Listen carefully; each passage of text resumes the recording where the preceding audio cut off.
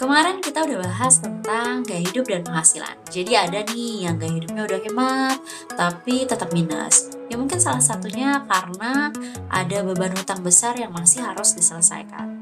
Tapi ada juga nih yang dia gaya hidupnya udah depres, terus nggak ada beban hutang yang besar yang harus dilunasi, tapi kok minus juga. Nah mungkin bukan karena kamu kurang hemat, tapi memang penghasilannya aja yang kurang.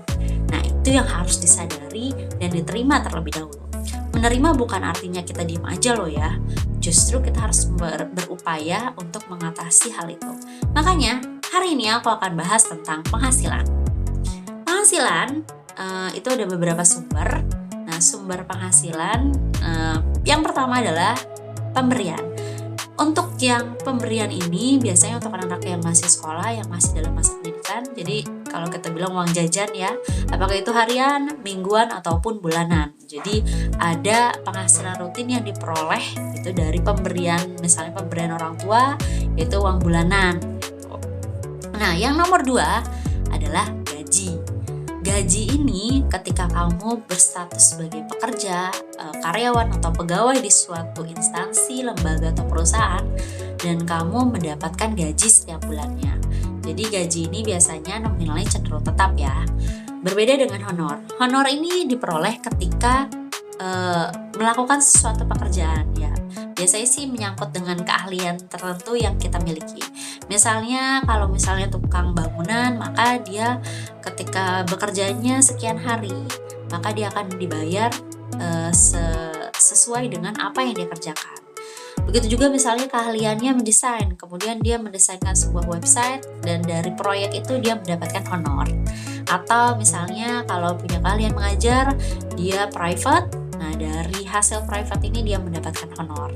Jadi honor sendiri itu cenderung berubah-ubah ya untuk setiap bulannya.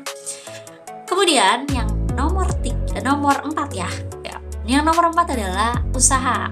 Oke, usahanya itu bisa usaha kecil atau bisnis yang besar gitu kan ya. Usahanya itu bisa jualan atau membangun bisnis. Karena bisnis sama jualan juga beda ya. Karena bisnis jualan itu adalah bagian kecil, bagian dari bisnis. Bisnis itu dia lebih kompleks dan lebih sistematis. Oke. Nah, jadi misalnya kamu sambil sebagai seorang pekerja, sebagai seorang karyawan, kamu sambil jualan, apakah jualan pulsa, jualan token gitu kan, atau misalnya kamu jualan baju, jualan makanan, nah itu akan bisa mendapatkan penghasilan dari situ, yaitu dari hasil usaha itu. Nah, yang nomor terakhir yang suka diabaikan adalah dari hasil investasi. Oke. Jadi kalau hasil investasi ini kamu nggak harus bekerja ya, kamu cukup mempergunakan aset yang kamu punya atau uang yang kamu miliki untuk mendapatkan penghasilan lagi gitu, dan itu bisa kamu dapatkan rutin. Nah contohnya misalnya kalau kamu punya kos-kosan atau kamu punya kontrakan, nah kamu akan dapat penghasilan rutin setiap bulannya dari pembayaran kontrakan atau kosan itu. Atau misalnya kamu punya tanah nih, tanahnya nggak kepake, kamu sewakan aja. Nah, hasil sewanya itu kamu akan mendapatkan penghasilan rutin dari hasil sewa tanah itu. Atau misalnya kamu punya mobil, kemudian ada yang mau usaha pakai mobil, pakai deh mobil saya, nanti kita bagi hasil.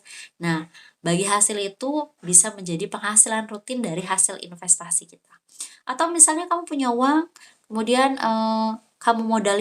kamu menanamkan modal ke orang yang bisnis atau jualan atau apa, kemudian kamu mendapatkan bagi hasilnya, itu adalah hasil investasi.